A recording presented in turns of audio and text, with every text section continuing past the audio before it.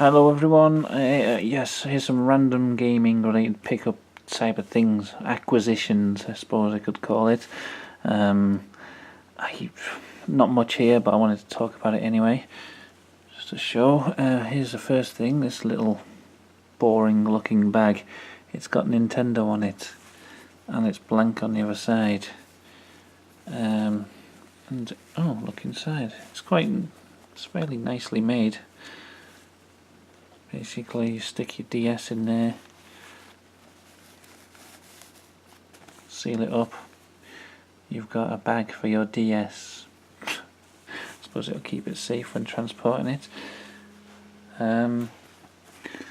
Yeah, I don't know how many people buy Nintendo games and things, but if people who don't know about it, Nintendo had a program where when you bought a game, inside the pack there was a code. You scratched off a code, and you collected points.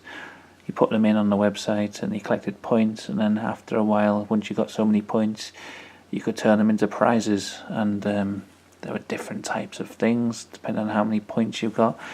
But they've decided to discontinue the program, so I had to spend whatever points I'd collected, and this was the best thing I could afford, basically, a bag, a random Nintendo bag. I was hoping that would be stitched on, make it a bit more durable, but it's just printed on. Yeah, it's just a thing, and it was, I had to use my points, and it was the only kind of physical thing that I could get off there, really. I don't know why they've discontinued. It was quite a good incentive for buying new games rather than pre-owned. But I guess now I can go back to buying pre-owned Nintendo games without worrying about not getting the points because someone's already scratched off the card. Because they won't be worth anything. Anyway, so there we go. Nintendo bag of random uselessness. Throw that away. There's the card that came with it. Club Nintendo pouch. Do not place excessively heavy objects, sharp objects, or blades in the pouch. Yeah, nothing really interesting in there. Do not wash the pouch. Do not wash the pouch. Keep pouch away from young children. Do not wrap the string around any part of you or anyone. I was going to tie that around my penis later, hang the DS off it and see if it could hold the weight. I guess because I've read that, I won't be doing that. Okay, anyway, who cares? So I've got some random PS1 games. Because I wanted to tell a story about how I got these, and for people who go charity shop shopping. Basically, what happened is I've been helping my girlfriend's mum. She's having a kitchen redecorated, and she was getting rid of a load of stuff, and it all had to be taken to a charity shop. So I was taking all these boxes to Oxfam with stuff to donate, and I ended up being let into the inner workings of the Oxfam shop because they were like, "Oh, just bring it around the back," and they let me into the weird little back room where they sort out all the things. And in the corner, I noticed they had this big massive pile of PS1 games. They never have PS1 games on the shelf. They must have been there for ages because they're all stickered up. I was like, "You're selling them games?" And he was like, "Yeah." So I said, "How much?" $1.99 each. So I'd look through, and there was a lot of them were like crappy games, but they don't put these on the shelves. They've got them hidden in the back. So you go into a charity shop. My advice is, ask them if they got anything in the back worth. I mean, whether they'll let you or no, because my experience of charity shop staff, not to be mean about any of them, I know they're just volunteers, but sometimes you ask them a question and they kind of give you a blank stare. Luckily these guys were really nice and friendly and helpful. This one didn't have the manual. Anyway, Tomb Raider 2. The one of the Tomb Raider games I never finished. Or never, it was quite good. More of an action-orientated Tomb Raider game rather than a platform puzzler. It had more focus on the shooting for some reason. Yeah, I thought I'd give it a go. Tomb Raider: The Last Revelation. I don't know if this is a good one or a bad one. I don't know if this is when the series started going shit or not, but I picked it up anyway. It looked in good condition, and it's got the manual and everything with it. Nice. It's like almost brand new condition, this, apart from a bit of marker pen on the thing there. I don't know what that stands for. EB. Disc has got a few little scuffs on it, but nothing too bad. And last one, this is something I've been wanting to get for ages. Ape Escape.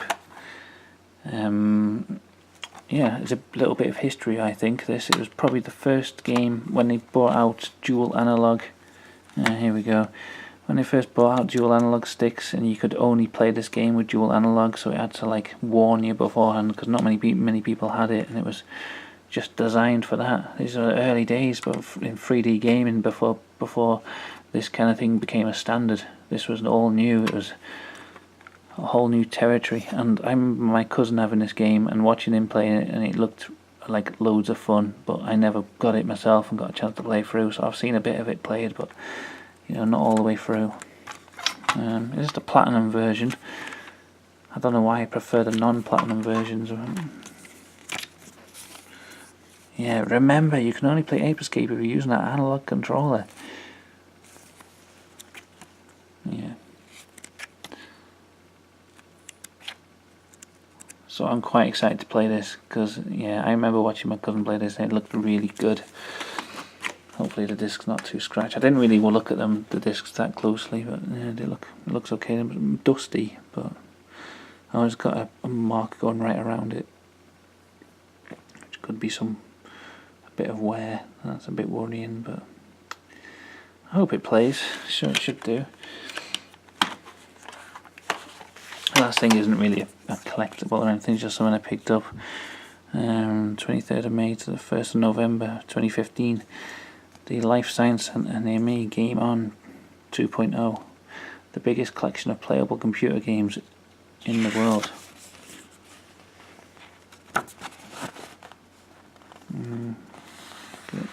So you can see the pictures.